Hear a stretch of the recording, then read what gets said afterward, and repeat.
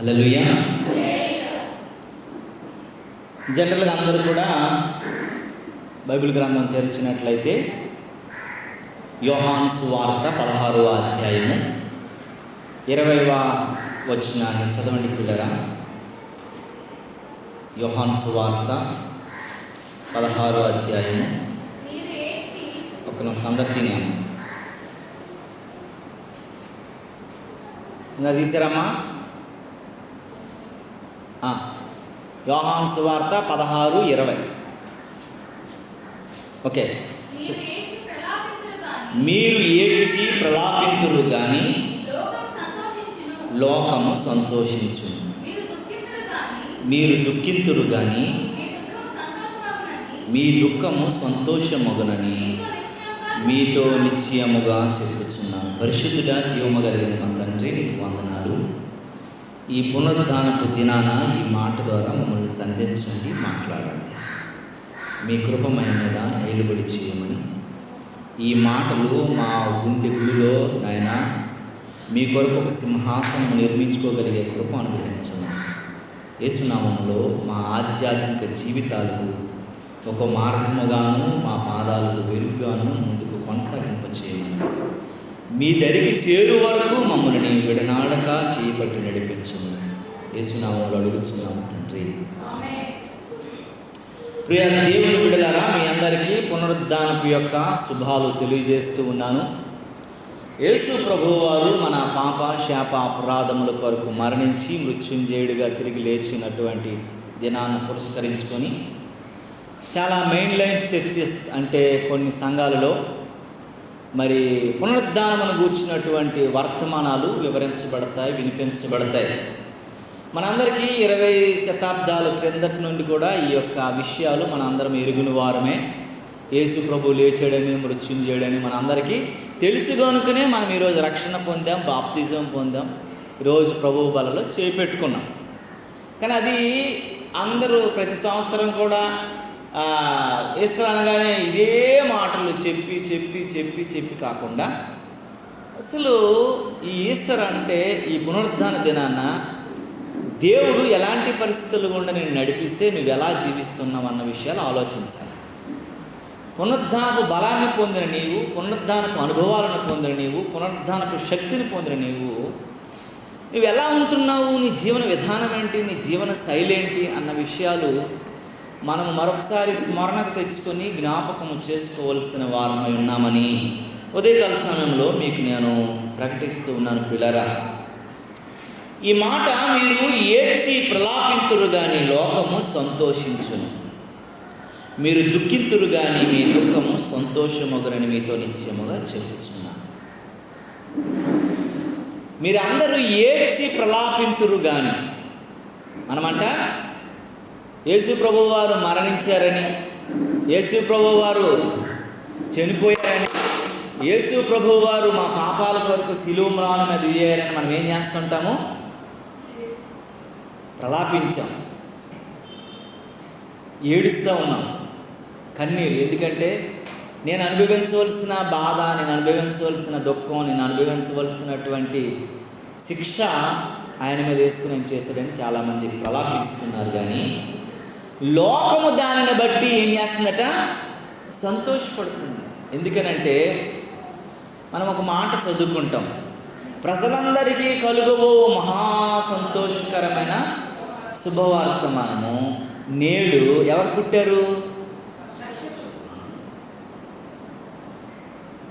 ఆయన రక్షించడానికి పుట్టాడు. ఆయన రక్షకుడై ఉన్నాడు. దేని నుండట? పాపానికి దాస్యులుగా బ్రతుకుతున్న వారిని, శాపానికి బందీలుగా ఉన్నటువంటి వారిని, అపరాధాల యొక్క ఉచ్చులలో వారు చిక్కుకున్న వారిని విడిపించి వారిని రక్షించుటకు ఈ లోకానికి మనుష్య కుమారుడు వచ్చి ఉన్నాడు. దేవునికి స్తోత్రము కలుగునుగాక. చాలామంది ఈ లోకానికి వచ్చారు, గొప్పవారు అనుకున్నారు, చెప్పారు, భక్తులని, బాబాలని, దేవుళ్ళని అనేక రకాలైనటువంటి ప్రబోధనలను వినిపించిన వారు ఎంతోమంది ఉన్నారు. ఎందుకంటే జాతిష్య మరణం ధ్రువం అన్నారు ఒక ఆయన. అంటే మన శాస్త్రం జాతిష్య మరణం ధ్రువం అన్నారు. అలాగే ఇంకొక మాట మరి పునర్భిజననం పునర్భిమరణం అని అన్నారు. అంటే శరీరాన్ని వదిలి కొత్త శరీరంలోనికి ప్రవేశించడం అర్థం. పునరభిమరణం పునరభి జీవం. మనం పాటలు కూడా పునరభిమరణం పునరభి జీవం అనే పాటలు వింటాం కదా. ఎందుకనంటే అది మనం ఒక దానిలో నుంచి మరొక చాలామంది వచ్చారు. అంటే మరణాన్ని వారు జయించలేకపోయారు. భక్తులుగాను ఉన్నతమైన వారుగాను ప్రవక్తలుగాను ప్రవచించేవారుగాను ఈ లోకంలోకి వచ్చారు. కానీ వచ్చిన వారు ఏదో ఒక కహానీ చెప్పుకొచ్చారు. మరణం అయిపోయింది, మళ్ళీ పునరుద్ధానం లేదు, మళ్ళీ బ్రతికేటువంటి శక్తి కానీ అట్టి గొప్ప మరి ఆ యొక్క అదృష్టం కానీ వారికి లేదు. ఎందుకంటే వాళ్ళు మనుషులుగానే పుట్టారు, మనుషులుగానే చావవలసి వచ్చింది. వారికి అది లేదు. కాబట్టి వాళ్ళు ఏంటంటే మరి ఏదో ఒకటి చెప్పకపోతే, మనుషులకు తమాషా చూపించకపోతే బాగోదు, నమ్మకత్వాలు పోతాయి. కనుకనే మేము ఎవరమనంటే మరి మాది ఏంటంటే జాతిష్య మరణ ధ్రువ. మేము మరణం చెందాం. కానీ మరొక దాంట్లోనికి, అంటే ఒక మాటలో చెప్పాలంటే అప్పుడు ఆ యుగంలో ఒక అవతారం అయితే ఈ యుగంలో మరొక అవతారంలోకి వచ్చేసాము.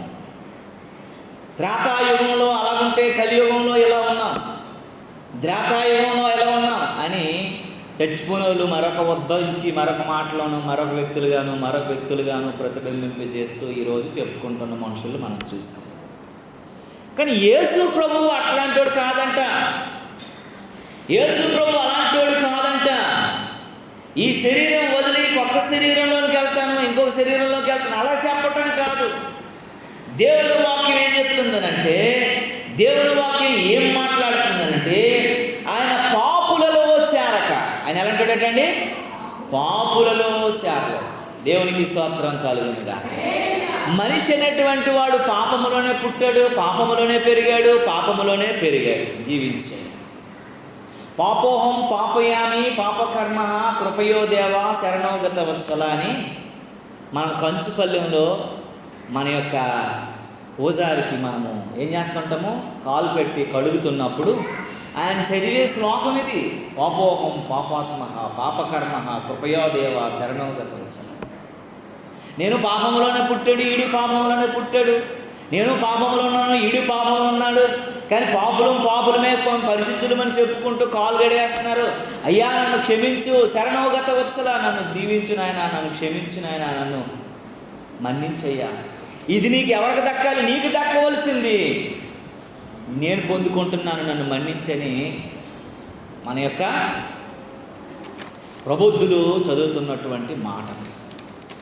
కానీ దేవుని బిడ్డలారా ఇక్కడ అంటాడు, యోహాను సువార్త 7వ అధ్యాయం 26వ వచనంలో అంటాడు, దేవుని వాక్యం ఏం చెప్తుందనంటే, ఆయన్ని వారు పాపములో చేరక పాపులలో చేరక అని దేవుని వాక్యం చెప్తుంది. 26లో ఉంటుంది, 7:26 అనుకుంటాను. సరే చూడండి, ఈ మాట చాలా జాగ్రత్తగా ఆలోచిస్తే, బహిరంగంగా నేను మాట్లాడుతున్నాను,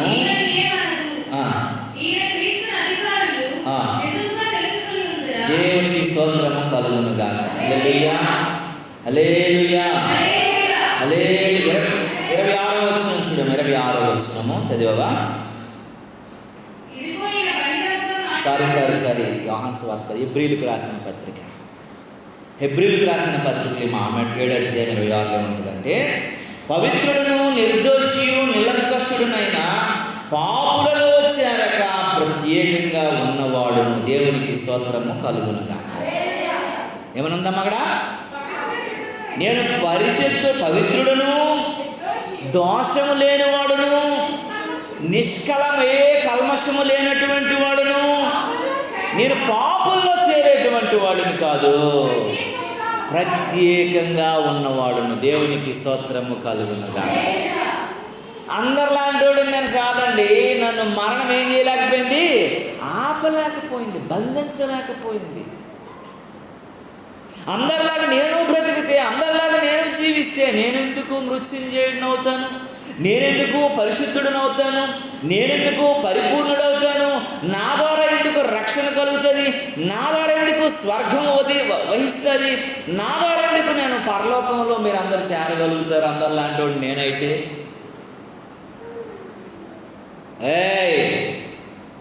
ఎందుకనంటే మరణం ఆయన్ని మృంగలేకపోయింది అని దేవుని వాక్యం. అపోస్తుల కార్యగ్రంథము 2వ అధ్యాయం 24వ వచనంలో అంటాడు. మనం చాలా జాగ్రత్తగా గమనిస్తే ఈ మాటలో అపోస్తుల కార్యగ్రంథంలోను 2వ అధ్యాయం చూడండి ప్రియులారా. 2వ అధ్యాయము అందరు తినేమ్మ 2వ అధ్యాయం 24వ వచనంలో ఈ మాట అంటాడు. మరణము ఆయనను బంధించి ఎందుక దేవునికి స్తోత్రము కలుగునుగా. మరణం అంటే ఆయనని బంధించలేకపోయిందట. అది అసాధ్యమే. పాపం చాలా మరణం వరకు తీసుకెళ్ళింది. మరణం ఏం చేసిందండి? మరణం వరకు తీసుకెళ్ళింది. సిలువ ఎక్కించగలిగింది. మరి ఆయనని సిలువ మీద రేకులతో చంపగలిగింది. ముళ్ళ కిరీటం పెట్టించగలిగింది. వీపు దున్నబడినటువంటి పొలంలాగా మార్చగలిగినది. ఆయన రక్తము తుది ఆ శ్వాస విడిచినంత వరకును కూడా చేయగలిగింది. కానీ మరణం అంట ఆయనను బంధించి ఉంచడానికి ఎన్నో తంటాలు పడింది, కానీ దానికి సాధ్యపడలేదు. అసాధ్యమైపోయిందంట. దేవునికి స్తోత్రము కలుగునుగా. మీకు ఒక విషయం తెలుసా? నేను ఏదో మీకు నవ్వులాటగా ఏదో చెప్తున్న మాటలు కాదు. మీరు కావాలంటే గూగుల్లో మీరు చేసుకోండి. సరోజినీ నాయుడు ఎంతమందికి తెలుసు? సరోజినీ నాయుడు తెలుసు. సరోజినీ నాయుడు ఇండియన్ కాంగ్రెస్లో చాలా ప్రత్యేకమైనటువంటి పాత్ర పోషించింది.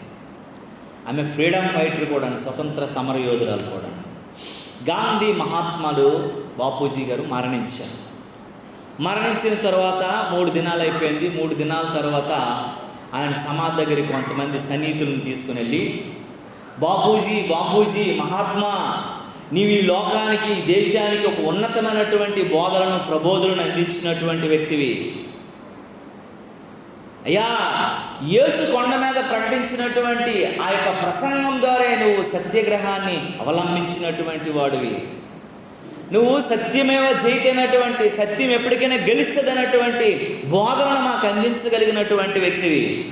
అందుకే నీవు యుద్ధం చేయడానికి ఇష్టం లేక శాంతి పోరాటాన్ని యేసులాగా నువ్వు సాధించగలిగినటువంటి వ్యక్తివి. నువ్వు సమాధిలో నుంచి రా, పునరుద్ధరణుడిగా రా అని గుండెలు బాదుకొని తల్లి ఏడ్చిందంట. అక్కడికి వెళ్ళి కావాలంటే హిస్టరీలో ఉంటుంది. గుండెలు బాదుకొని ఏడిస్తే ఎంత ఏడ్చినా రాలేదు బాపు గారు. ఎంత గుండెలు బాదుకున్నా రాలేదు బాపు గారు. ఎంత అంగలార్చినా, ఎంత ఇది చేసినా సరే సమాధి మీద పడి గుండెలు మరి అంగలార్చినా రాలేదండి. ఎందుకంటే అందరిలాగే పుట్టాడు, అందరిలాగే మరణించాడు. మన దేశానికి స్వతంత్రం తీసుకొచ్చాడు, మన దేశానికి మంచి కార్యాలు చేశాడు, మన దేశాన్ని పరిపాలిస్తూ నాశనం చేస్తూ ఒక బానిసలుగా మార్చినటువంటి బ్రిటిష్ వాళ్ళు ఎంటబెట్టడానికి మంచి నాయకత్వాన్ని పోషించినటువంటి గాంధీ గారు అందరితో మరణించాడు. ఆ మరణం ఆయన బంధించింది. కానీ యేసయ్య దగ్గరికి వచ్చేసరికి మాత్రము మరణం ఆయన ఏం చేయలేకపోయిందంటండి, బంధించలేకపోయిందంట. దానికి అసాధ్యమైపోయింది. ఎంత సాధ్యపడదామన్నా, ఎంత ప్రయత్నిద్దామన్నా, ఎంత చేద్దామనుకున్నా సరే అవ్వలేదు. ఎంతోమంది గొప్పవారు, ఎంతోమంది పెద్దవారు, ఎంతోమంది ఉన్నతమైన వారు ఈ లోకంలో పుట్టారు. వారందరి జీవితాలు ఈ లోకంలో ఒక పెద్ద ఆదర్శమని చెప్పబడ్డారు. కానీ అందరూ మళ్ళీ మరణంలోనికి వెళ్ళిపోయారు. దానికి ఒక ముసుగేసారు. ఏంటంటే ఇంకొక జన్మలో ఇలా ఉంటాము, ఆ యుగంలో ఎలా ఉంటాము, మరొక అవతారంలో ఎలా ఉంటాము, అవతార పురుషుడు. ఎందుకంటే మరణానికి వాళ్ళు బంధించేసింది. అందుకే ఇంకో ముసుగేసుకొని ఇంకొక అవతారం అనుకుని వచ్చి.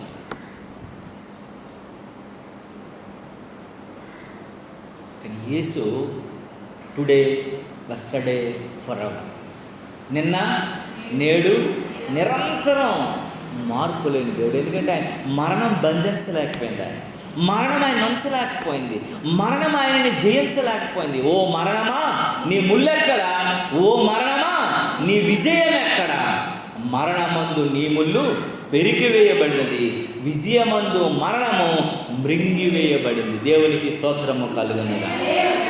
ఓ మరణమా నీ ముల్లెక్కడా, ఓ మృత్యువా నీ విజయమెక్కడా, మరణమందు నీ ముళ్ళు మృంగివేయబడినది, విజయమందు మరణము మృంగివేయబడినది. రక్తం జయం, యేసు రక్తం జయం, రక్తం జయం, క్రీస్తు రక్తం జయం. ఓ మరణమా నీ ముల్లెక్కడా, ఓ మృత్యువా నీ విజయమెక్కడా. బంధించలేకపోయిందండి.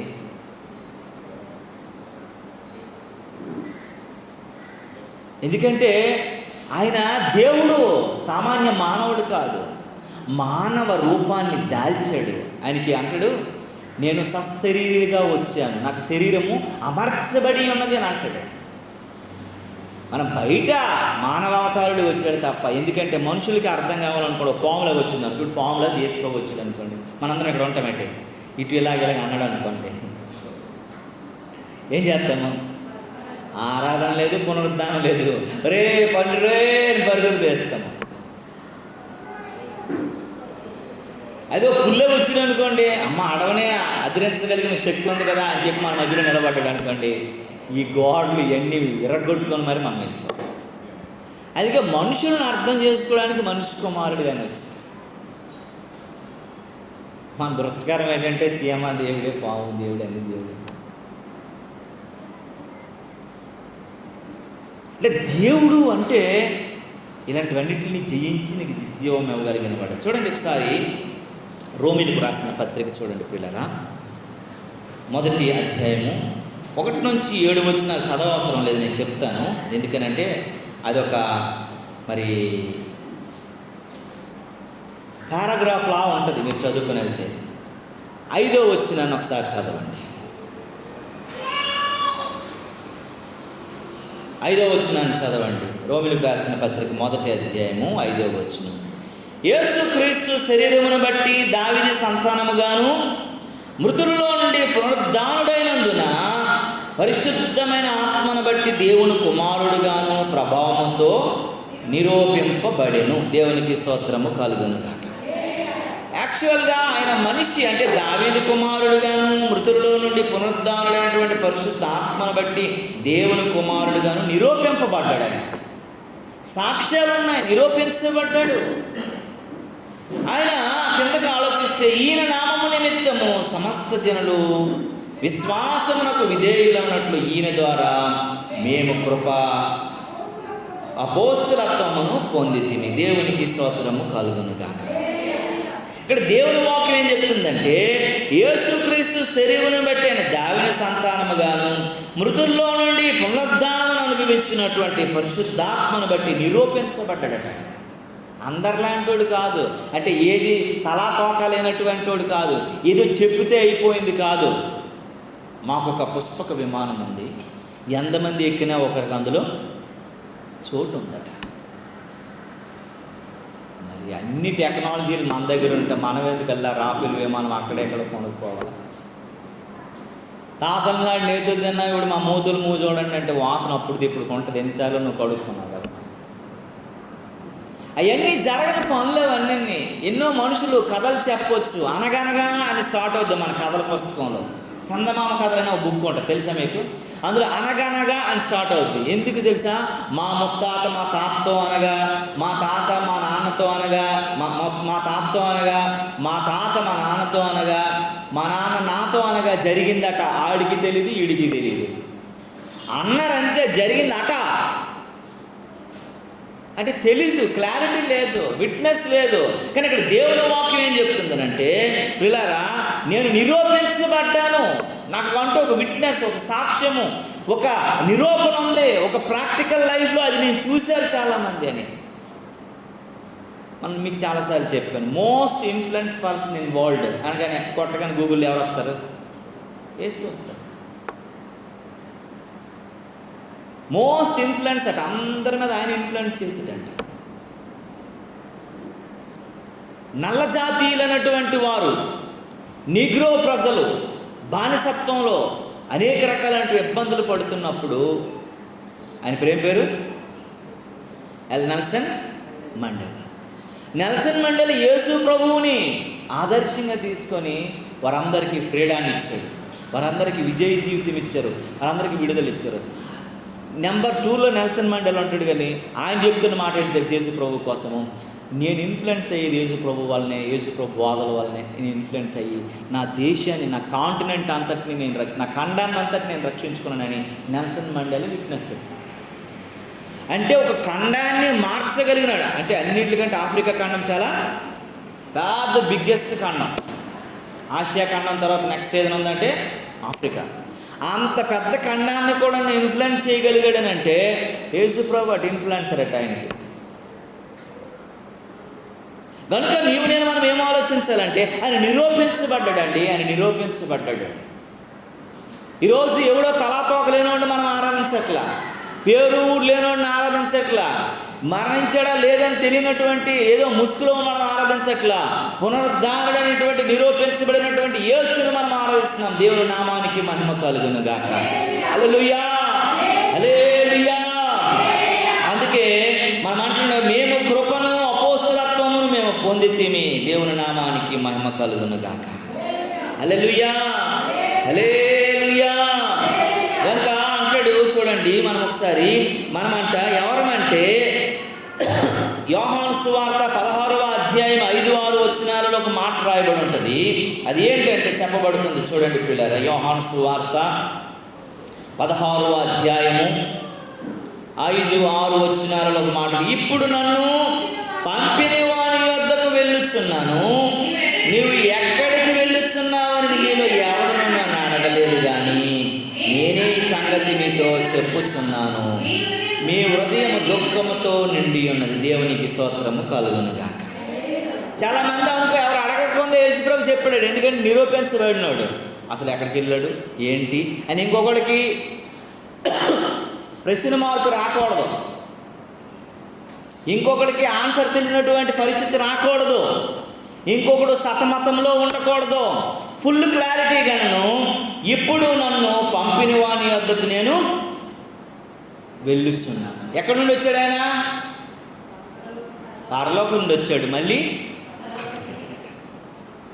అంటాడు, నీవు ఎక్కడికి వెళ్ళుచున్నావని మీలో ఎవడు నన్ను అడగలేదయ్యా, నేను ఈ సంగతిని మీతో నిశ్చయంగా చెప్పి మీ హృదయం దుఃఖంతో నిండి వెళ్ళిపోతున్నానని మీ దుఃఖంతో నిండిపోయింది, బాధతో నిండిపోయింది. అయితే ఇక్కడ మళ్ళీ చూడండి 22వ వచనంలో ఒక మాట చెప్తాడు చూడండి. 22వ వచనంలో అటువలే మీరును దుఃఖపడుచున్నారు కానీ మిమ్మల్ని మరలా చూసేదను, అప్పుడు మీ హృదయమును సంతోషిస్తారా. అక్కడ ఒక మాట చెప్తున్నాడు, రెండో రాకడ గురించి అని మాట్లాడుతున్నారు. ఇప్పుడు నేను లేను వెళ్ళిపోతున్నానని మీరు ఏమవుతున్నారు? దుఃఖపడుతున్నారు. కొద్ది రోజులు మాత్రమే నేను దూరంగా మీకు ఉంటాను, ఎక్కువ రోజులు ఉండనండి, కొద్ది రోజులు మాత్రమే మీకు దూరంగా ఉంటాను. ఇప్పుడు మీ భక్తిలోను, మీ విశ్వాసంలోను, మీ నిరీక్షణలోను, మీరు ప్రేమలోను వేరు పారిన వారు ఉండటానికి మీది ఒక సమయం. ఈ సమయంలో మీ భక్తి సాధనలో మీరు ఎక్కడా పడిపోకుండా, సాతానికి ఎక్కడా చిక్కుపోకుండా, మీ విశ్వాసాన్ని చెదరగొట్టుకోకుండా, మీ రక్షణను పాడు చేసుకోకుండా మీరు భక్తి సాధనలో ముందుకు కొనసాగండి. మీ ఆత్మయాత్రలో, మీ పిల్గ్రిమ్ ప్రోగ్రెస్లో మీ జీవితాలను సరిగా నడిపించబడటానికి కావాల్సిన ఒక కృపను మీరు అనుభవిస్తూ ముందుకు కొనసాగండి అని చెప్తాంటాడు.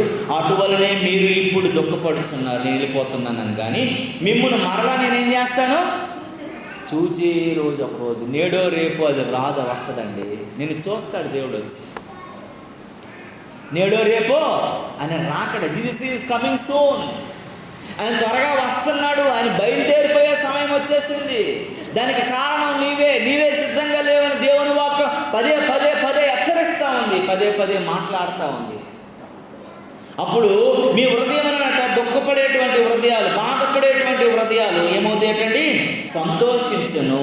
మీ సంతోషము ఎవడనో మీ వద్ద నుండి ఇంకా తీసివేయలేడు. వీరు మహాశ్రమల నుండి వచ్చిన వారు, వీరు గొర్రెపిల్ల రక్తంలో తమ వస్త్రములు ఉదుకు చేయకున్న వారు. ఇక మీదట వారికి దుఃఖమైనను, ఏడుపైనను, నిట్టూర్పైనను, బాధైనను ఉండదు. వారి కన్నుల నుండి ప్రతి బాష్ప బిందువును ఆయన తుడిచివేయను. ఆ రోజు కొరకు మనం ఎదురు చూడాలండి. దేవునికి స్తోత్రము కలుగును. ఆ దినం కోసం వెయిట్ చేయాలి, ఆ సమయం కొరకు వెయిట్ చేయాలి అని దేవుడు చెప్తున్నాడు. ఇప్పుడు మీరు దుఃఖించుచున్నారు కానీ మరలా నేను మిమ్మల్ని చూస్తాను. అక్కడ ఉన్న మాట అదే. ఏమని రాసింది? ఇప్పుడు మీరు దుఃఖించుచున్నారు కానీ మిమ్మల్ని మరలా నేను ఒకరోజు చూస్తాను. అప్పుడు మీ హృదయాలు సంతోషిస్తాయి. మీ సంతోషం ఎవడు మీ వద్ద నుండి తీసే రోజు ఉండదు. సైతానుగాడు అప్పుడు ఎక్కడికి వెళ్ళిపోతాడండి? పాతాళంలో త్రొక్కబడేటువంటి దినం ఒకరోజు రాబోతుంది. ప్రభువు నామము జయధ్వనులతో ఆర్భాటం చేయగలిగిన రోజు రాబోతుంది.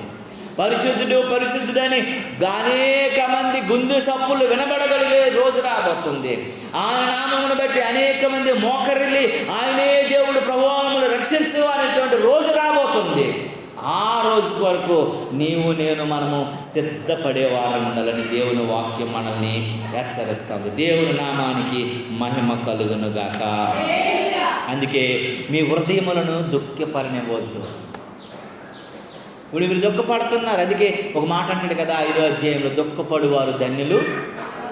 ఇప్పుడు మీరు దుఃఖపడుతున్నారు, బాధపడుతున్నారు, చాలా ఆవేదన చెందుతున్నారు, కానీ ఒకరోజు వాదార్చే దినం మన ముందు ఉందంట. ఒకరోజు మీ దీని మీద నేను వాక్యం కూడా చెప్పాను. దుఃఖపడేవారు ధన్యులు అనే మాట వాక్యం మర్చిపోయారా ఏంటి? మీరు చెప్పాను ఒకరోజు, గుర్తుందా? మర్చిపోయారా? ఎందుకు దుఃఖపడడం వాళ్ళు ధన్యులు అంటే ఏంటండి అంటే ఒకసారి నేను ఒక వాక్యం గట్టిగానే చెప్పాను ఈ వాక్యం. ఎందుకంటే ప్రియమైనటువంటి దేవుని బిడ్డలారా, దేవుని చిత్తం మీద మరొకసారి అదే మాటలు మీకు చెప్తాను, మళ్ళీ గుర్తు చేస్తాను. దుఃఖపడేటువంటి వారు ధన్యులు. వీడి దుఃఖాన్ని సంతోషంగా మార్చే రోజు మళ్ళీ యేసు ప్రభు మనల్ని కలుసుకోవడానికి రాబోతున్నాడు. మనం లేటర్ డేస్లో ఉన్నాం, చివరి దినాలు, అంచె దినాల్లో ఉన్నాం. నేడు రేపు ఆయన రాకడ మనకు తెలియదు కనుక నీవు నేను సిద్ధపడవలసిన వారమై ఉన్నామని దేవుని వాక్యము మనల్ని హెచ్చరిస్తూ మనకు వివరిస్తుంది. దేవుని నామానికి మహిమ కలుగును. ఇక్కడ ఒక మాట మనము గుర్తు చేసుకోవాలి. 21వ వచనంలో ఏమనుందంటే, ఇది చాలా ప్రాముఖ్యం, మన వాక్యానికి గుండెకాయ లాంటిది. ఈ మాట చదవండి చక్కగా. స్త్రీ ప్రసవించుచున్నప్పుడు ఆమె చూడండి, స్త్రీ ప్రసవించినప్పుడు ఆమె గడియ వచ్చును గనుకనే ఆమె వేదన పడును. అయితే శిశువు పుట్టగానే లోకమునకు నరుడొకడు పుట్టెను. సంతోషము చేత ఆమె వేదన మరి జ్ఞాపకము చేసుకున్నది. దేవునికి స్తోత్రం కలుగును. అన్నింటికంటే ఎన్ని నొప్పులున్నా, కాలు నొప్పులు, చేయి నొప్పులు, ఎన్ని నొప్పులు ఉన్నా సరే, ఎన్ని దీర్ఘకాలిక వ్యాధులున్నా సరే, ఎంత మరణ సంబంధమైన వ్యాధులున్నా సరే, ప్రసవ వేదంతో దేన్ని మనము పోల్చలేము.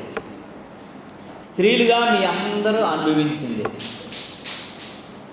జాన్ వెస్లీ అనేటువంటి ఒక భక్తుడు, వారి మదర్ గారు ఎంతమందిని కాసిందంటే 18 మందిని కాసిందంట. ఒక మాటలో చెప్పాలంటే చిన్న కోళ్ళ ఫారం లాగా ఉంటుంది ఆ ఇల్లు. 18 మంది పిల్లలంటే సామాన్యం ఏంటండి? ఒక చిన్న కోళ్ళ ఫారం ఎలా ఉంటుందో అలా ఉంటుంది, కుయ్యి కుయ్యి అనుకున్నట్లు. ఒకడు కడిగేసరికి మరొకడు రెడీ అయిపోతూ ఉంటాడు. 18 మంది కదమ్మా, ఒకడు కడిగేసరికి ఇంకోటి రెడీ, అమ్మ నేను రెడీ అని అంటాడు నిక్కర పట్టుకొని.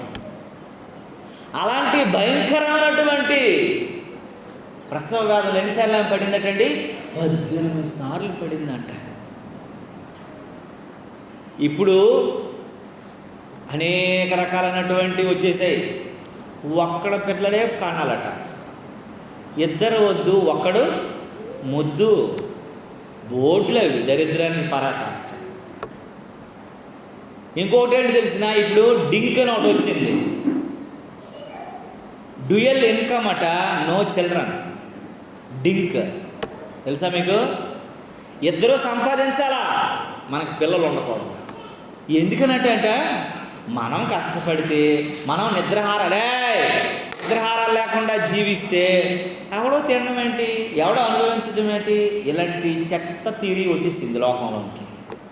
మీరు కావాలంటే డింక్ అని కొట్టండి, బోల్డ్ అండ్ ఎక్స్ప్లెనేషన్స్ వస్తాయి. పిల్లలు ఇద్దరు కష్టపడాలా, ఇద్దరు సంపాదించుకోవాలి. నీ డబ్బులు నీవి, నా డబ్బులు నేను. మనం పబ్కి వెళ్దామా, బార్కి వెళ్దామా, బీర్కి వెళ్దామా అనుకొని ఇష్టం వచ్చినట్లు తిను, త్రాగు, సుఖించు. ఇది ధనవంతుడి తీరి అనమాట. మనకు అడ్డు ఎవడో ఆపు ఉండకూడదు. పిల్లలకు అడ్డు మనకి, తల్లిదండ్రులకు అడ్డు మనకి, ఎవడో ఉండకుండా మనమే బ్రతికేద్దాం. మనకు నచ్చినంత బ్రతికేద్దాం, నచ్చకపోతే విడిపోదాం. ఇది డింక్ అట. Dual income, DINC. Dual income, no children. పిల్లలు వద్దు మనకి. ఆడి కొరకు జీవితం. ఇప్పుడు ఏంటి మనం చేస్తున్నది? మన పిల్లల కొరకే కదా. ఎన్ని కష్టాలండి పాపం. ఆడవాళ్ళు అయితే 5 గంటలు లేచిన తర్వాత ఒకటే పాపం వండుకొని, రాత్రే సిద్ధపరుచుకొని, మార్నింగ్ లేచిన తర్వాత ఈ పిల్లల కోసం క్యారేజీలు కట్టుకుని వాళ్ళు మధ్యాహ్నం ఏం తింటారో, మధ్యలో స్నాక్ ఏం తింటారో, ఇది తింటారో, అది తింటారో, నీళ్ళు, పాలు, ఎన్ని రకాలు పడుతుంటారో తెలుసా. చాలా అన్నీ వాళ్ళకు క్యారేజ్ పట్టుకుని వెళ్తే ఈ గుంటడు ఏం చేస్తాడు పాపం. ఇన్ని కష్టాలు పడి 4 గంటల నుంచి వాడు రెడీ చేస్తే వాడు తినకుండా వచ్చి మళ్ళీ క్యారేజ్ రిటర్న్ తెచ్చాడు. మా ఇంట్లో నేను ఎక్స్పీరియన్స్. మాకు ఒక 2 దరిద్రులు ఉన్నారు. పాపం ఎంతో కష్టపడి ఆమె వండి తీసుకునే పాపం మీకు పంపిస్తుంది క్యారేజ్. వాళ్ళు తినకుండా అటు నుండి పట్టుకుని వచ్చేసి తినేసారంటే తినలేదని చెప్తారు. కొన్నిసార్లు ఏం చేస్తారంటే ఇంటికి రాకముందే వాళ్ళకి మేము దరిద్రులా కనబడతాం. మనం ఇంటికి వెళ్తే ఆ 2 దరిద్రులు మనం తినేస్తారని చెప్పేసి ఆ డస్ట్బిన్లు అక్కడే పడేస్తారు వాళ్ళు కిందనే. ఇవన్నీ నేను చూసినవి. కొన్నిసార్లు అయితే మా విండోల నుంచి ఇసిరేస్తూ ఉంటారు. ఆ వాచ్మెన్ మాకు ఫోన్లు చేసి మా ఇంటికి వచ్చేసి, మేడం ఇదిగోండి పెసరొట్టు వచ్చేసింది అని అంటది. అది పెసరొట్టు వచ్చేది మీరు, దానికి కాళ్ళు ఉన్నాయి, చేతులు ఉన్నాయా, విసిరేస్తారు. అంటే పిల్లల మీద అంత శ్రద్ధ తీసుకుంటారు అనమాట తల్లిదండ్రులు. కానీ ప్రసవ వేదన అనేది చాలా అసలు వర్ణించలేదు. ప్రతి తల్లికి ఒక మరణం, ఒక గండం. ఇది ఎందుకు నేను కన్నాను, ఎందుకు బాధ, ఎందుకు ఈ శ్రమ అని అనుకుంటుంది. అలా అమ్మ కొయ్య అని అనగానే, అమ్మ అన్నటువంటి ఒక అరుపు రాగానే దాని వేదన అంతా కూడా ఏమైపోద్ది, మర్చిపోద్ది. వెంటనే ఏం చెప్తుంది తెలుసా? అయితే శిశువు పుట్టగానే లోకమందు నరుడొకడు పుట్టి ఉన్నాడని ఏం చేస్తట, సంతోషిస్తుందట. ఆ వేదన మరి అన్నాడు కూడా ఆమె జ్ఞాపకం చేసుకోదు. ఇంత మరణంతో పోరాడినటువంటి స్త్రీ, ప్రాణంతో పోరాడినటువంటి స్త్రీ, బాధతో పోరాడినటువంటి స్త్రీ, శ్రమతో పోరాడినటువంటి స్త్రీ ఏం చేసిందటండి? ఆ పిల్లలు పుట్టగానే, ఆడు బయటికి రాగానే, అరవగానే ఈ బాధ అంతా ఏమైపోద్దట, ఆ నూరుగా ముద్దులో ఎంత శ్రమ పడ్డాను నీ కోసం, ఇన్ని రోజులు. ఒక్కరోజు కూడా తల్లి చెప్పడం నేను వినలే. ఏ తల్లి చెప్పదు, ఇన్ని రోజులు నిన్ను మోసాను, ఇన్ని రోజులు కష్టపడ్డాను, ఇన్ని రోజులు నిన్ను ఇచ్చేసాను అని అంటదా? ఇంత వేదన పడ్డానని చెప్తుందా? చెప్పదు ఈ తల్లి కూడాను. ఆ కొడుకునో ఆ కూతురునో చూడగానే వారు బట్టలు వేసుకుంటే ఏమి సంతోషమైపోతుంది, వాళ్ళు తిండి తింటే ఏమి సంతోషమైపోతుంది, వారు చక్కగా చదువుకుంటే ఏమి సంతోషమైపోతుంది. ఈమెను చూడకపోయినా పట్టించుకోకపోయినా వారు నా పిల్లలని చెప్పుకొని సంతోషపడిపోతూ ఉంటుంది. ఒక తల్లికి ఒక కొడుకు ఈ మధ్య ఇచ్చిన బిరుదేడు తెలుసా? పిచ్చిదానాన్ని ఇచ్చాడు. ఒక కొడుకు ఒక తల్లికి పిచ్చిదానాన్ని బిరుదిచ్చాడు. ఒరే, ఆ పిచ్చిదే లేకపోతే ఈ లోకంలో పిచ్చోడాన్ని ఉండేవాడు కాదు.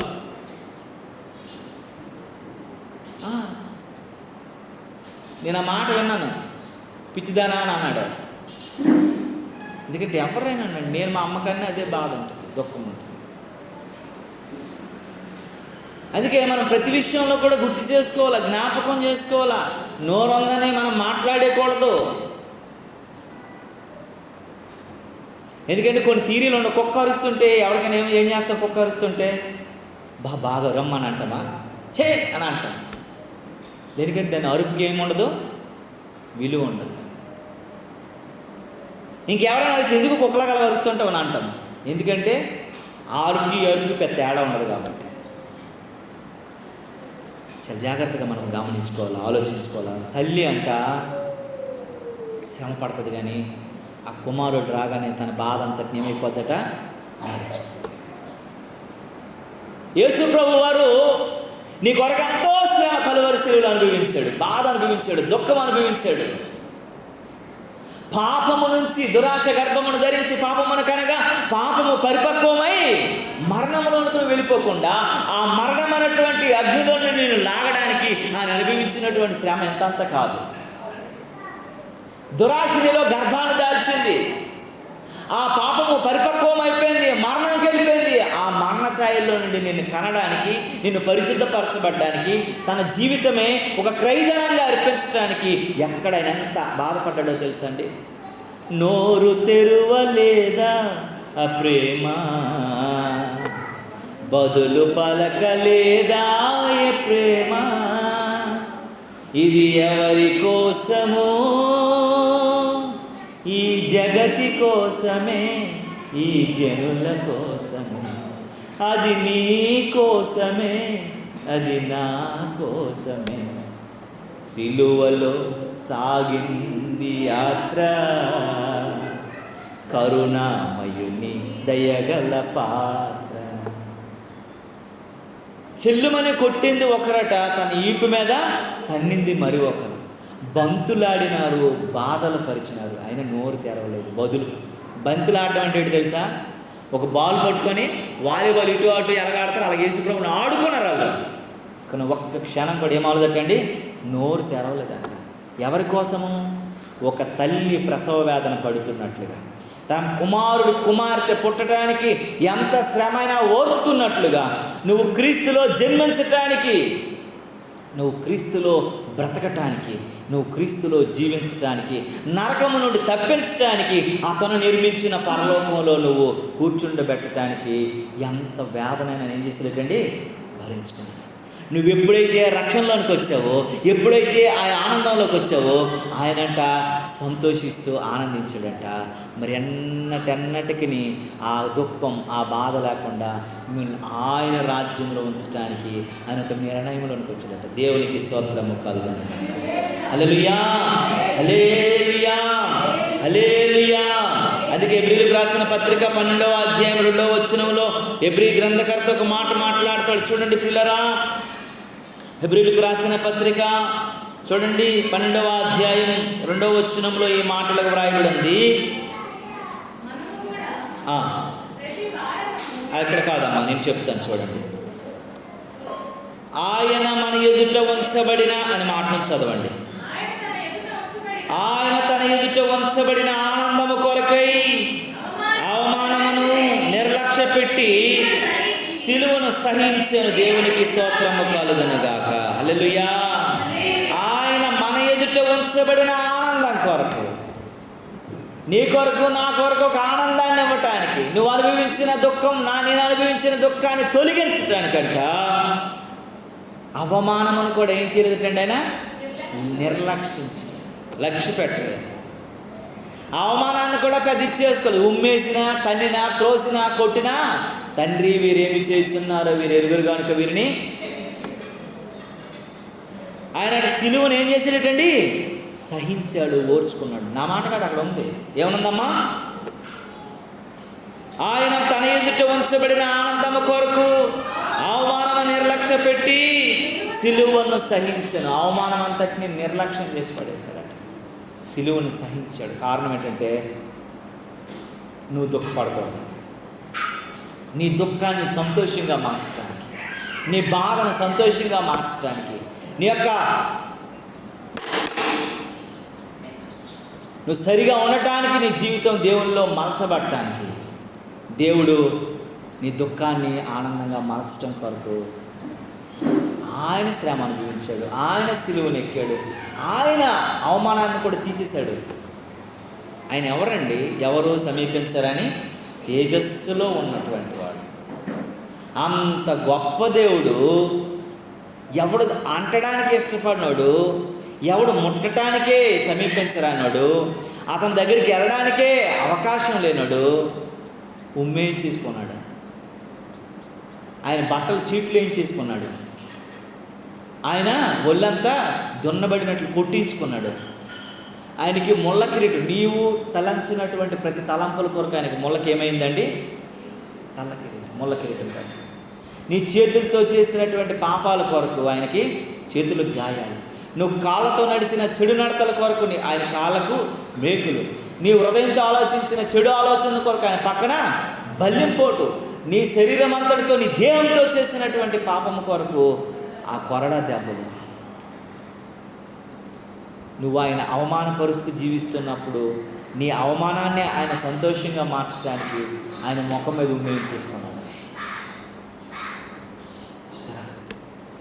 నువ్వు ఏమై ఉన్నావు, నువ్వు ఎలా ఉన్నావు, నీ స్థితి ఏంటి, నీ పరిస్థితి ఏంటి, నువ్వు ఆలోచించవా అంటాడు. మీ ఆనందం కొరకు అవమానాన్ని నిర్లక్ష్య పెట్టి సిలువని సాయి. మనం ఆనందంగా ఉంటాను. దేవుడు నిజమైన తండ్రి, నిజమైన తల్లి. ఆ బిడ్డలు ఏం చూసుకుంటారండి? ఏం కోరుకుంటారు?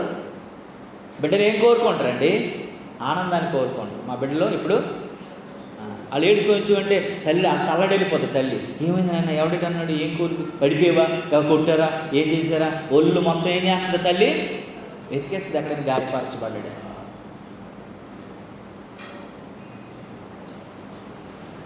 కారణం ఏంటో తెలుసా? నువ్వు ఆనందంగా ఉండాలని ఆమె శ్రమను, ఆమె బాధను, ఆమె కష్టాన్ని, ఆమె వేదనను ఎలాగైతే ఓర్చుకుందో, యేసయ్య నువ్వు ఆనందంగా ఉండాలని ఆయన బాధలని, సిలువ బాధను, సిలువ శ్రమను సహించాడంట. దేవునికి స్తోత్రము కలుగునుగా. హల్లెలూయా. నిర్లక్ష్య పెట్టి సహించాడంట. యేసు ప్రభువు వాడు చూసినట్లయితే వారు ఏమంటున్నారంటే భయంకరమైనటువంటి వ్యాధులను అనుభవించాడు, కానీ మళ్ళీ పునరుద్ధానం అవుతుందని, ఆ ఫలించే ఆనందాన్ని నీకు అనుగ్రహించాలని దేవుడు పదే పదే పదే నీ కొరకు తన ఆనందాన్ని పంచుకోవాలని కోరుకుంటున్నాడు. దేవునికి స్తోత్రము కలుగునుగాక. హల్లెలూయా. ఒక మాట ఈ సమయంలో, ఈ సందర్భంలో మనం గుర్తు చేసుకోవాలి. సైతాన్ విసిరేస్తాను బయటికి.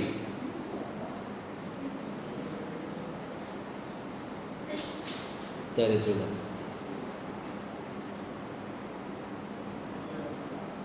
దేవుడు ఒక మాట మనం జ్ఞాపకం చేసుకోవాలి. ఎందుకంటే ఎబ్రీయులకు రాసిన పత్రికలో ఈ మాట రాస్తుంది. చూడండి 11వ అధ్యాయం 18, 19 వచనాలు చదవక ముందు ఒక మాటలు చెప్తాను, తీసుకొని ఉంచుకోండి. ఇస్సాకు, అబ్రహాము తీసుకున్నాడు ఇస్సాకుని. ఎక్కడ తీసుకెళ్ళాడు? మోరియా పర్వతాన్ని. ఎందుకు తీసుకెళ్ళాడు కదా?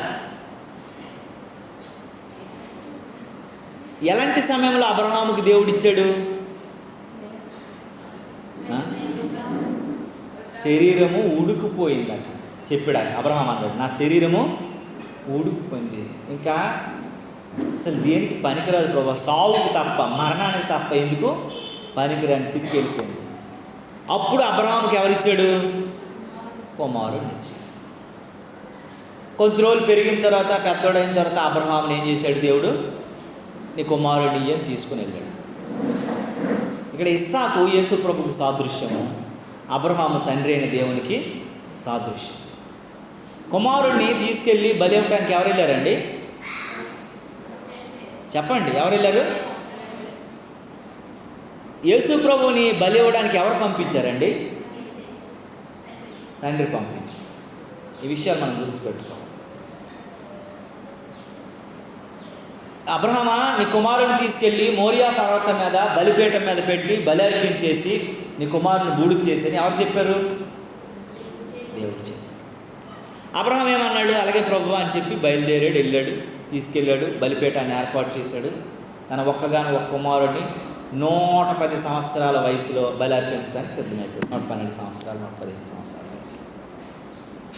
ఒకసారి మీరు ఆలోచించండి. 100 సంవత్సరాల ప్రాయంలో కొడుకు నాకు పుట్టాడు. వాడు 12 సంవత్సరాలు, 13 సంవత్సరాలు బాగా పెంచాను. ఇప్పుడు మళ్ళీ అదే దేవుడు నువ్వు బలిచ్చాను అన్నాడు. మనమైతే ఏం చేస్తాం? ఒకసారి ఆలోచించండి. చెప్పండి, ఏం చేస్తాం మనం? నిన్ను అడిగానా ప్రభువా? ఎదురుకొచ్చి నేను అడిగానా? నువ్వే మా ఇంటికి వచ్చావు, మా ఇంట్లో మంచిగా భోజనం చేసావు, మాంసంతో కూర్చున్నావు, అన్ని కబుర్లు చెప్పావు, తర్వాత నీకు కొడుకునిస్తాను అన్నావు. నిన్ను అడగలేదు, కొడుకునిచ్చావు. తర్వాత కొద్ది రోజులు అని పెంచాను, పెద్ద చేశాను. ఇప్పుడు నువ్వేం చేస్తున్నావు? బలిచ్చా అంటున్నావు. నీకేమైనా బుర్ర ఉందా ప్రభు అని అడుగుతాం మనమైతే, అవునా కాదా? నువ్వు దేవుడు అయితే అవ్వచ్చు కాక ప్రభువా, నీ సిద్ధాంతానికి ఒక బుర్ర ఉందా? నేను అడగనోడికి నువ్వు ఇచ్చావు, మా ఇంటికి వచ్చావు, మా దగ్గర తిన్నావు, మాకు కొడుకుని ఇస్తున్నాను, ఇచ్చావు, బాగోద్దు, దాన్ని పెంచి పెద్ద అయిందా మళ్ళీ ఇమ్మంటున్నావు. ఇదేంటి గొర్రెపోతే మేకపోతే ప్రభువా, ఇది మనిషి కదా అని అంటాం. అబ్రహాము ఆయన తిన్నగా బయలుదేరిపోయి గాడిద మీద కర్రలు పోసి పేర్చి కుమారుడికి కావలసిన కత్తి అన్ని సమాంజ అంతా పట్టుకొని మోరియా పర్వతానికి వెళ్ళిపోయి బలిపీఠాన్ని పెట్టాడు. ఇక్కడ చదవండి ఒకసారి ఆ మాటలు 18-19 వచ్చిన. అబ్రహాము శోధించబడి విశ్వాసమును బట్టి ఇస్సాకును బలిగా అర్పించును.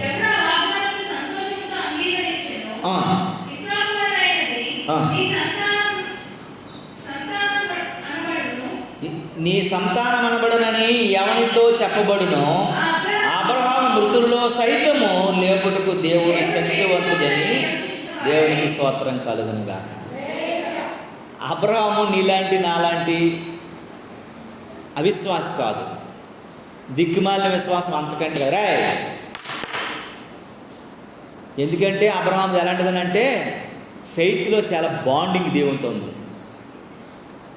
దేవుడు అడిగాడంటే ఏదో ఒకటి ఉంటుంది. నా కుమారుని తీసుకెళ్ళిపోతే, ఎందుకంటే ఆయన ఇస్తాననేవాడు, ఆయన భూమి ఆకాశాలు గతించిన ఆయన మాటలు గతించు. నీకు ఒకటిని ఇస్తాను, ఇస్మాయిల్ కాదు నీకు ఇస్సాకుని ఇస్తాను అన్నాడు. ఇస్మాయిల్ పంపించేమన్నాడు. ఇస్సాకుని ఇచ్చాడనంటే ఏదో ఒకటి ఉంటుంది. మరి అలాంటి వాడిని మళ్ళీ చంపేయమంటున్నాడంటే ఏదో ఒకటి ఉంటుంది. కాబట్టి నేను దేవునికి ఇచ్చేస్తానని మంచి నమ్మకంతో వచ్చాడు. ఇక్కడ ఏమని రాస్తుందో తెలుసా? ఎవడు వాగ్దానమును సంతోషముతో అంగీకరించును, ఇస్సాకు వలనైనటువంటిది నీ సంతానం అనబడునని ఎవరితో చెప్పబడును, ఆ అబ్రహాము మృతుల్లోను సైతము లేపబడుట దేవుడు శక్తివంతుడని యోచించు. చచ్చిపోయిన కూడా, బూడిదను కూడా బ్రతికించగలిగిన శక్తివంతుడని అబ్రహాం ఏం చేశాడటండి? యోచించాడట. దేవునికి స్తోత్రం కలుగునుగాక. అలా యోచించబట్టే అంటున్నటువంటి మాట ఏంటంటే 19 వచ్చిన అంటాడు, తన ఏకైక కుమారుని అర్పించి ఉపమాన రూపముగా అతని మృతుల నుండి మరలా పొందాను. దేవునికి స్తోత్రము కలుగునుగాక. ఆయన అందుకే ఆలోచించలేదు, దేవుడు సమర్థుడు, ఆ బూడిదను కూడా మళ్ళీ బ్రతికించగలడు. లాజరును లేపిన దేవుడు, ఎన్నో మహత్ కార్యాలు అద్భుత కార్యాలు చేసినటువంటి దేవుడు. మరి నా కుమారుని వదిలేస్తారా అడిగాడంటే ఏదో ఒకటి ఉంటుందని చెప్పేసి అది యోచించి అబ్రహాము బలివ్వటానికి ఎక్కడ కత్తెత్తేసాడట. కత్తెత్తి చంపడానికి రెడీ అయ్యేసరికి అబ్రహాము ఆగరా బాబా అన్నాడట. ఎరా నీకు భయం వెళ్ళేదట్రా, అది నీ కొడుకు కదరా, 120 సంవత్సరాల ఏజు నీది, 100 సంవత్సరాల పైబడినప్పుడు నీ కొడుకునిచ్చాను, వీడు మంచి పాకానికి వచ్చినప్పుడు బలిచ్చమంటే ఇచ్చేస్తానండి. ప్రవ్వా నువ్వు నమ్మదగిన వాడు అయ్యా, నువ్వు ఇస్తానన్నప్పుడు నువ్వెప్పుడు మాట తప్పేవాడు కాదయ్యా, నీ మీద నాకు నమ్మకం ఉందే, వీడు బూడిదైపోయినా సరే మళ్ళీ వాడి నుంచి బూడిదలో నుంచి కూడా బయట తెచ్చగలవు, నాకు ఆ నమ్మకం ఉంది ప్రభు అని విశ్వాసంతో కుమారుడిని అర్పించాడు. ఈరోజు మనకి చాలా విశ్వాసంలో చాలా అల్పులంగా ఉన్నాం. దేవుడి చేతడంటే ఏమోనండి మరి చేస్తాడు చేయడు తెలియదు, కానీ వాక్యం అయితే అలాగే చెప్తుంది. నేను అందుకే నీ బతుకు నా బతుకు అలాగే ఏడ్చింది. దేవుడు చేస్తాడంటే అవునంటే అవును, నన్ను దేవుడి స్థితిలో ఉంచుతాడు. కలెక్టర్ ఐఏఎస్ ఆఫీసర్ చేస్తాడనంటే నీ ముందు 1,00,000 మంది ఉన్నా, ఆ 1,01 అయినా సరే ఆ 1,00,000 మంది నువ్వు పనికిరావు, నువ్వు పనికిరావు, నువ్వు పనికిరావు, నువ్వు పనికిరావు, నువ్వు పనికిరావు అని తీసేస్తాడు. మీకు ఒకసారి వాక్యం నేను చెప్పాను, దేవుడు ఎంపిక చేసాడు అనేక మందిని.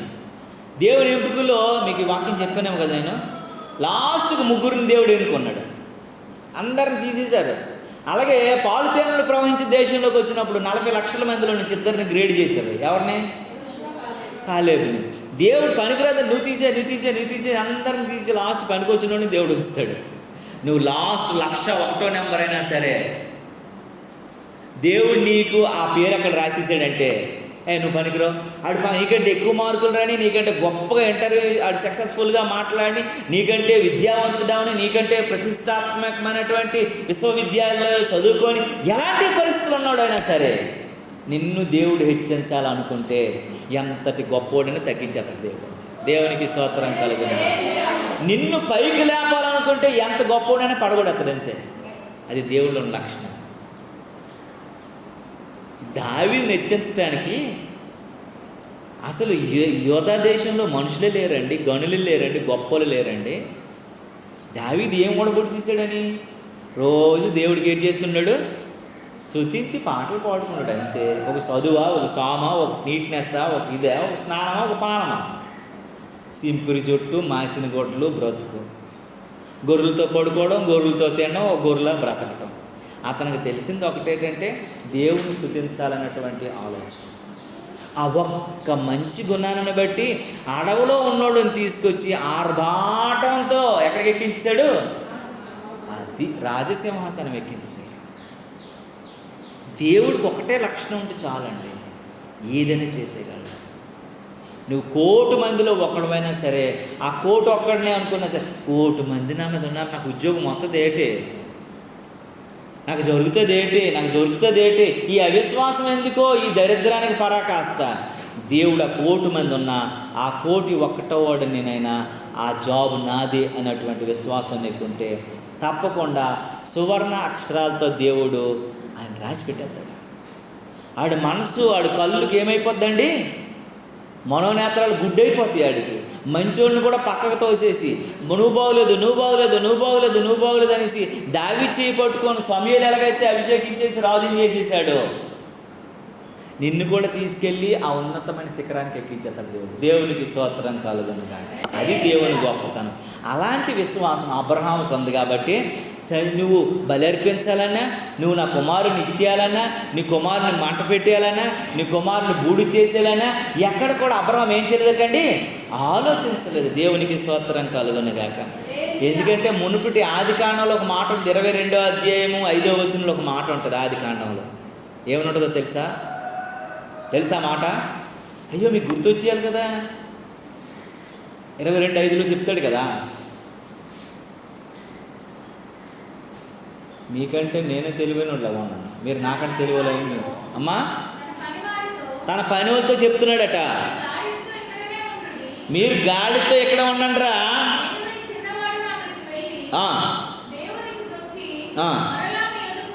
దేవునికి స్తోత్రము కలుగును గాక. హల్లెలూయా, హల్లెలూయా, హల్లెలూయా.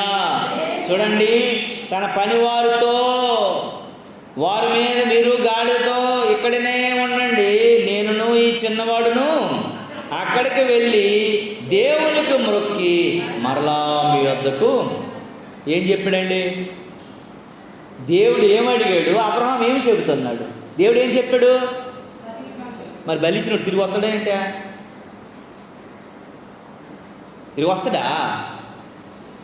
మనం కోడిని కోసేసిన తర్వాత అమ్మ లేగవా, నీకు నూకలేస్తాను, నీకు ధాన్యం వేస్తాను, నీకు ఊదలేస్తాను, నీకు గంటలేస్తాను, ఇది లేగుతుంది ఏంటా? లేగదు కదా. అబ్రహాము విశ్వాసం అంత గొప్పది. అరే బాబు మీరు ఎక్కడ ఉండండి రా, ఆ పని వాళ్ళు కూడా పిచ్చెక్కిపోతారు. అబ్రహాం వెళ్తున్నది ఏంటి, అబ్రహాం చేయబోతున్నది ఏంటి, అబ్రహాం చెప్పుతున్నది ఏంటి, అబ్రహాంకి ఏమైనా బుర్ర ఉందా లేదా, ముసలైపోని కొలిది అంతా మరిచిమరిసం అయిపోతున్నాడు. దేవుడు ఆయన బల్లి అడిగాడు కదా, మళ్ళీ మేమిద్దరం కలిసి వస్తాను అంటాడేటి, కొంపదీసి ఇస్మాయిల్ గట్టి పట్టుకుని వస్తాడేటి అని అనుకుంటున్నాడు ఈయన. అబ్రహాముకి తెలుసు మాట ఇచ్చిన దేవుడు నమ్మదగిన వాడు. దేవునికి స్తోత్రము కలుగును. హల్లెలూయా. మేము దేవునికి మొక్కి మరలా వచ్చేదామని చెప్పాను. దేవునికి స్తోత్రము కలుగును గాక. ఆ రోజున అతడు దహన బలికి కట్టెలను తీసుకొని తన కుమారుడు ఇస్సాకు మీద పెట్టి అతనితో నిప్పును కత్తిని పట్టుకొని పోయెను. వారిద్దరూ కూడి వెళ్ళుచుండగా ఇస్సాకు తన తండ్రి అయిన అబ్రహాముతో, నా తండ్రి, 7వ వచనం ఏమని రాసింది, నా తండ్రి అని పిలిచెను. అందుకు అతడు, ఏమి నాయనా కుమారుడా అనెను. అప్పుడు అతడు, నిప్పును కట్టెను ఉన్నవి కానీ దానబలికి గొర్రెపిల్ల ఏది అని అనగా, అబ్రహాం, నా కుమారుడా, దేవుడే దహనబలికి గొర్రెపిల్లను చూచుకొనునని చెప్పాను. అలాగును వారిద్దరు కూడి వెళ్ళి దేవుడు అతనితో చెప్పిన చోటుకి వచ్చినప్పుడు అబ్రహాము అక్కడ బలిపీఠము కట్టి చక్కగా పేర్చి ఆ కుమారుడు ఇస్సాకును బంధించి ఆ బలిపీఠం మీద కట్టెలను ఉంచెను. అప్పుడు అబ్రహాము తన కుమారుడు వధించుటకు తన చెయ్యి చాపి కత్తి పట్టుకొనగా యెహోవా దూత పరలోకము నుండి అబ్రహామా అబ్రహామా అని పిలిచిను. అందుకు అతడు చిత్తము ప్రభువా అనెను. ఆ చిన్నవాడి మీద కత్తి చేయి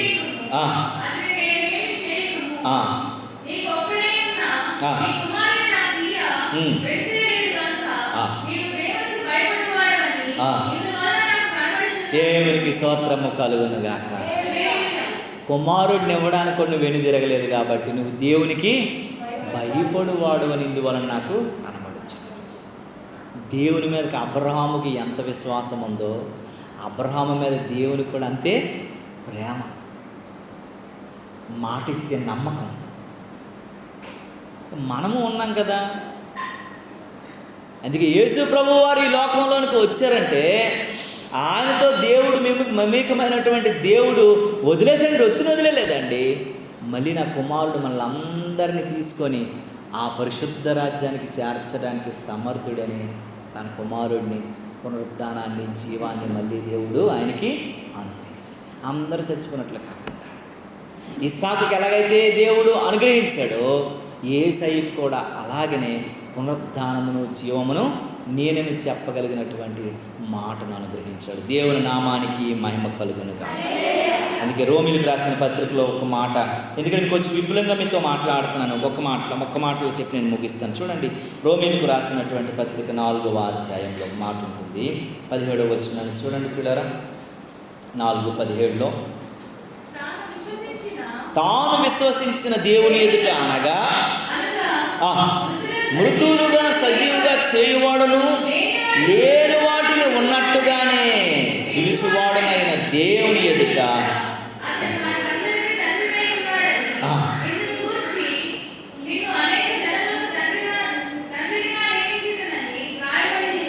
దేవునికి స్తోత్రము కలుగును. హల్లెలూయా, హల్లెలూయా.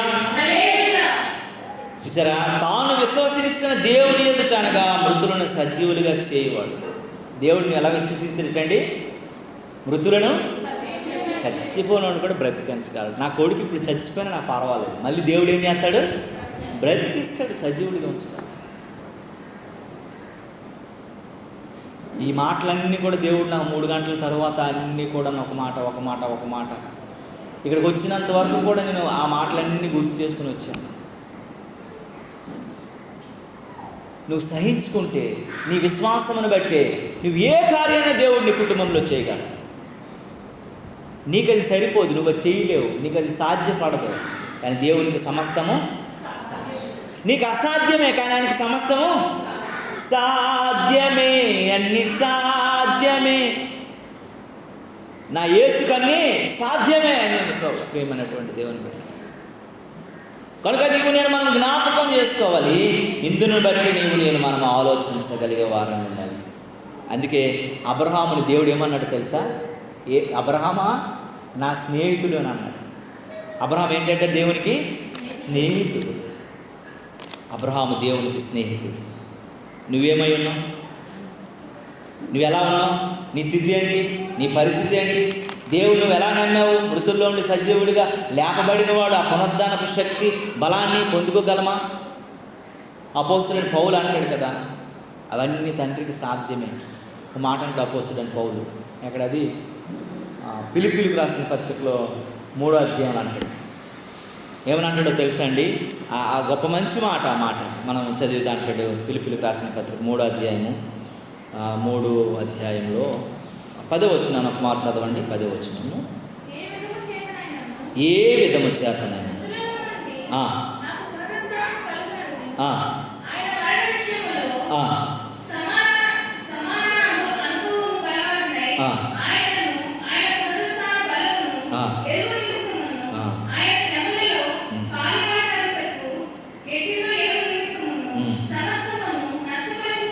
పెంటతో సమానం ఎంచుకొనిస్తున్నాను. దేవునికి స్తోత్రము కలుగునుగాక. పౌలు భక్తులు ఇక్కడ మాట్లాడుతున్న మాట చూడండి పిల్లరా. ఏ విధము చేత నేను మృతుల్లో నుండి నాకు పునరుద్ధానము కలుగునని. ఎలాగైనా కలుగుతుంది నాకు. ఏ విధము చేతనని దేవుడు చేస్తాడు. నమ్మదగిన వాడు దేవుడు. ఏ రకంగానే నాకు అనుగ్రహిస్తాడు దేవుడు అనని ఆయన మరణ విషయంలో సమాన అనుభవం గలవాడునై ఆయన పునరుద్ధాన బలమును ఎరుగు నిమిత్తం. ఆయన మరణం ఎలా చెందాడు, నేను కూడా అలా చెందటానికి నేను ఇష్టపడుతున్నాను. ఎందుకంటే ఆయన పునరుద్ధాన బలం ఏంటో నాకు తెలుసు. ఆయన లేపగలడు, ఆయన లేచినటువంటి వాడు లేపగలడు. అందుకే ఈ లోకం ఉన్నది అంతటినీ కూడా అన్నట్టు ఆయన శ్రమలలో పాలువాడు ఎట్టిదో ఎరుగు నిమిత్తము సమస్తాన్ని ఏం చేసుకున్నాడటండి, కావాలా కావాలా కావాలా ఏ రకంగా మాకు కావాలనుకున్నటువంటి దినాల్లో సమస్తాన్ని ఏం చేసుకున్నాడటండి, వద్దో వద్దో వద్దో నాకు ఇది పెంట పెంటని ఎంచుకున్నాడు. మనం ఏ భక్తిలో ఉన్నాము, ఆయన ఏ భక్తులు, ఏ పీక్స్లో ఉన్నాడు, ఎలాంటి భక్తిలో, ఎలాంటి భక్తి విధానంలో మనం బ్రతుకుతున్నాము, ఎలాంటి భక్తి తారతమ్యాలలో మనం ఉంటున్నాము, పేరుకైనా లేకపోతే నిజంగా నీవు నేను మనం ఎలాంటి స్థితిగతులలో ఉన్నామని ఆలోచన కలిగి ఉన్నామా లేదనేది ఒకసారి నువ్వు ఆలోచించుకోవాలని దేవుని వాక్యము పదే పదే పదే హెచ్చరిస్తూ ఉంది పిల్లరా. అందుకే మీరు ఏడ్చి ప్రలాపింతురు కానీ లోకం ఒకరోజు ఏం చేస్తాటండి, సంతోషించే రోజు రాబోతుంది అని లోకానికి రాబోతున్నాడు. మనందరినీ ఆయన రాజ్యానికి తీసుకెళ్ళబోతున్నాడు. ఈ మరణ దాస్యానికి మనము బలి కాకుండానట్లుగా దాటి నుండి మనల్ని తప్పించడానికి మరణాన్ని గెలిచినటువంటి మృత్యుంజయుడని దేవుడు చెప్తున్నాడు ఏంటంటే, మీరు దుఃఖింతురు కానీ మీ దుఃఖం ఒకరోజు ఏమవుతుందండి, సంతోషంగాను నాట్యంగాను మార్చే రోజు నేను మళ్ళీ మీ ముందుకు తేబోతున్నాను. స్త్రీ ఎలాగైతే ప్రసవించినప్పుడు ఆ ప్రసవ వేదనకు చాలా బాధపడుతుందో, కానీ కుమారుడు కుమార్తె పుట్టగానే తన వేదనంతని మరిచి ఆనందాన్ని సంతోషాన్ని వ్యక్తపరుస్తుందో, దేవుడు అంటున్నాడు నేను కూడా మీ అందరి కొరకు చనిపోయాను, ఆ వేదన అనుభవించాను, కానీ మీరు నాలో జీవించి నాలో బ్రతికి నా కొరకు జీవిస్తే మళ్ళీ ఆ సంతోషం తీసుకొని రెండో రాకడలో మిమ్మల్ని అందరినీ ఎత్తుకొని పోవడానికి నేను రాబోతున్నానని మనకు అభయహస్తాన్ని ఇస్తూ ఆయన పునరుద్ధాన బలాన్ని చాటుకున్నాడు. ఈ దేవుని బిడ్డ ఈ ఉదయకాల సమయంలో ఈ పునరుద్ధాన దినంలో నేను మనం ఎలా ఉన్నామో ఒకసారి ఆలోచించుకుంటూ కళ్ళు మూసుకొని మనల్ని మనం పరీక్షించుకుందాం, మనల్ని మనం పరిశీలన చేసుకుందాం. నేను మనం ఎలా ఉన్నామో ఒకసారి గమనించుకుంటూ ముందుకు కొనసాగిపోదాం. ప్రార్థన చేసుకుందాం పిల్లారా, ప్రార్థన చేసుకుందాం. అయ్యా నీకే స్తోత్రములు, వందనాలు నాయనా.